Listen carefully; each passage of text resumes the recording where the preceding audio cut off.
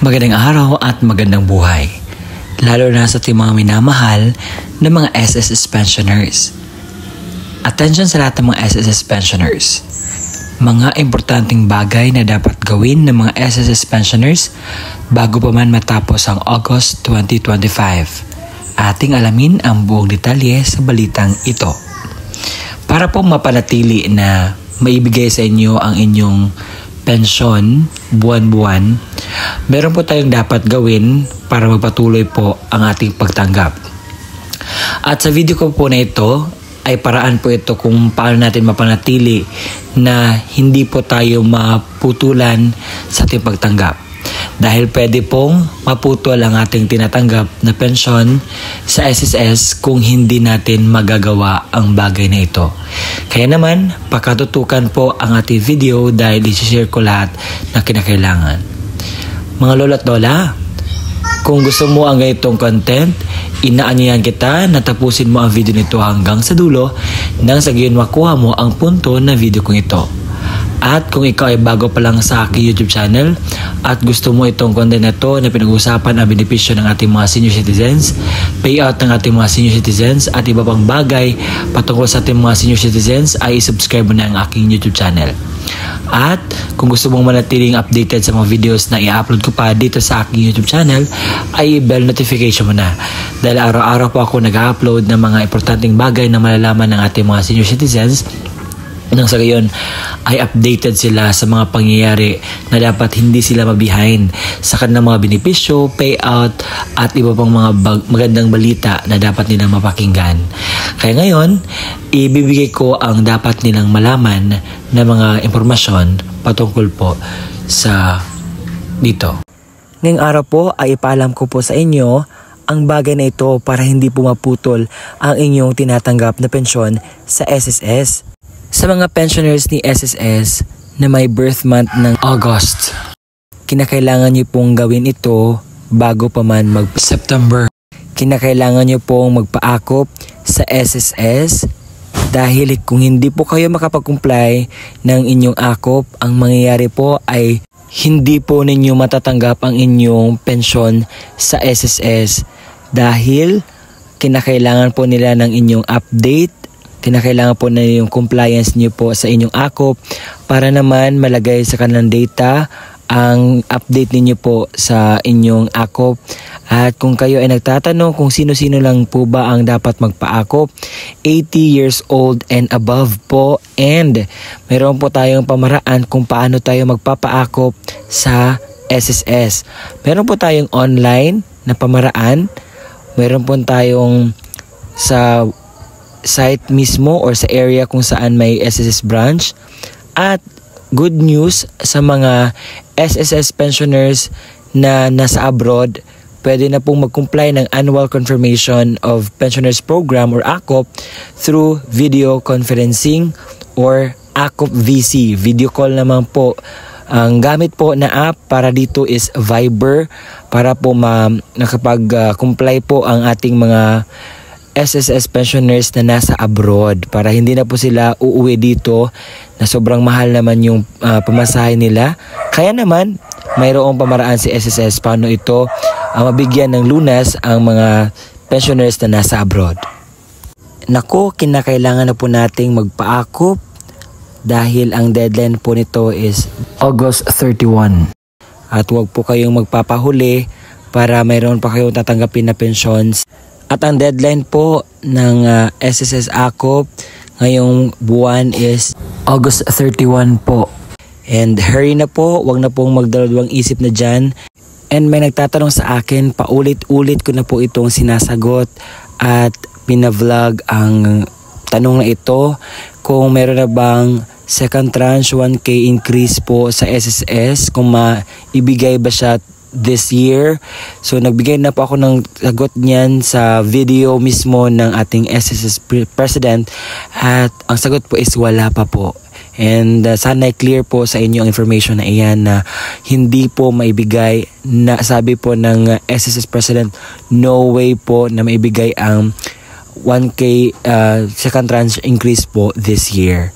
Na sana clear po sa atin yan at para hindi na kayo umasa pa sa mga kasinungalingan ba na sinasabi ng ibang vlogger dyan. Po ay nakatanggap tayo ng katanungan at bibigyan natin ito ng paliwanag o kasagutan. At ang tanong ay, kapag suspended po ang SSS pension, gaano po katagal makuha or ma-activate uli? Salamat po sa sagot. Kukunin natin ang sagot galing mismo sa website ng SSS nang sa gayon legit po ang mabigay natin na kasagutan sa kanyang katanungan. Kung ikaw ay ganito rin ang iyong problema, ito po ang panahon na malaman nyo at alamin ang katotohanan patungkol dito. Ito po yung rason kung bakit hindi na siya nakatanggap ng pensyon sa SSS. Dahil sabi dito sa nakasaad na guidelines ni SSS, failure to comply with AKOP on the right schedule will result in the suspension of the monthly pension. It will be automatically suspended 1 month after the month of birth of the pensioner or the deceased member. Automatic cancellation of pensioner after 2 years from the month of suspension. So klaro naman at madali namang maintindihan na kinakailangan talaga mag-comply ng AKOP para mapatuloy po ang ating tinatanggap na pensyon. Dahil kung hindi po tayo magpatuloy na mag-comply ng ating AKOP, ay talagang mapuputol po iyan at marami na talaga akong mga viewer na nakatingin sa aking mga vlogs na nagko-comment na ganito daw ang kanilang problema, hindi na sila nakatanggap ng pensyon sa SSS. Balikan natin yung katanungan. Kailan ba babalik ang pensyon sa SSS pagkatapos masuspended dahil sa non-compliance of AKOP? Ito na po yung full details na dapat niyong malaman na kasagutan.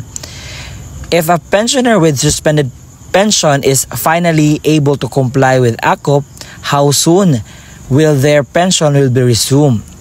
Resumption of pension shall be within 2 months from the date of compliance of the pensioners.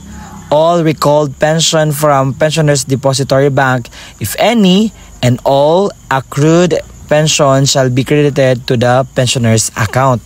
So babalik po ang inyong pension kapag nakapag-comply na po kayo ng AKOP, and babalik lang po yan after 2 months na galing po sa inyong pag-comply ng inyong pensyon, AKOP.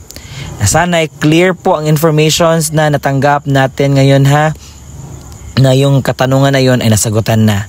So, ang sagot na ito ay base sa legit link or website ng SSS nang sa gayon ay legit po ang ating mabigay na information na sana'y nakuha ninyo ang punto ng video kong ito ngayon.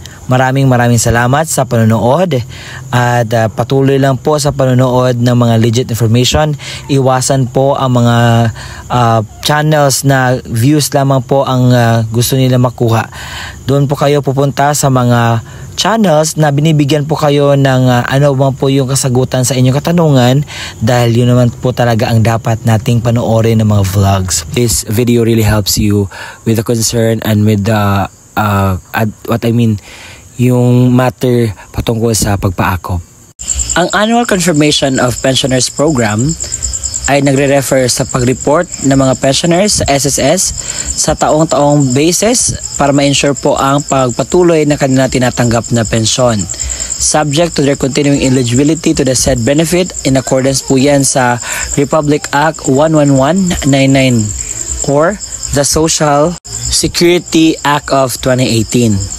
So ito po yung mga tao or mga senior citizens na dapat magpa-AKOP sa SSS. Una, mga retirement pensioners residing in the Philippines who are 8 years old and above starting March 2024. B. Retirement pensioners residing abroad.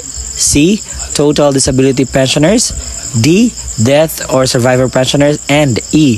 Dependent guardianship under dependent children under guardianship. Ang SSS ay palagi po yung nagno-notify sa mga senior citizens na dapat po magpa-AKOP. For example, noong Hunyo, nung nakaraang huling araw ng Hunyo, sila po ay nagpapa-post nito at ipinapaalam sa lahat. Sabi dito, mga SSS pensioners, nakapag-AKOP na ba kayo? or Annual Confirmation of Pensioners. Kung ikaw ay pensioner o survivor ng namatay na miyembro na ipinanganak sa buwan ng Hunyo, may panahon ka para mag-comply ng AKOP bago pa matapos ang buwan. Paalala, ang mga retirement pensioners na death survivor pensioners din ay kailangan magsabit ng dalawang magkaibang AKOP pensioners reply form. Pwede nyo pong may scan po ito at kung hindi po nito yung magawa ay maaaring maputol na po ang inyong tatanggaping pensyon sa SSS. Kaya naman sa mga tawag dito mga pensioners who are qualified to do the AKOP ay kinakailangan nyo pong gawin ngayong Agosto 2025. Hindi po kayo mag-advance po. Kung meron ka pong mga katanungan, feel free to ask and I will answer it ASAP para naman po ma-address po ang inyong mga concerns patungkol po sa mga bagay-bagay. I'm really willing to help po and this is my encouragement to you para po hindi maputol ang inyong pension po. Gawa niyo na po ng paraan ngayon. I-AKOP nyo na yan. Hanggang sa muling nating pagkikita. Bye-bye.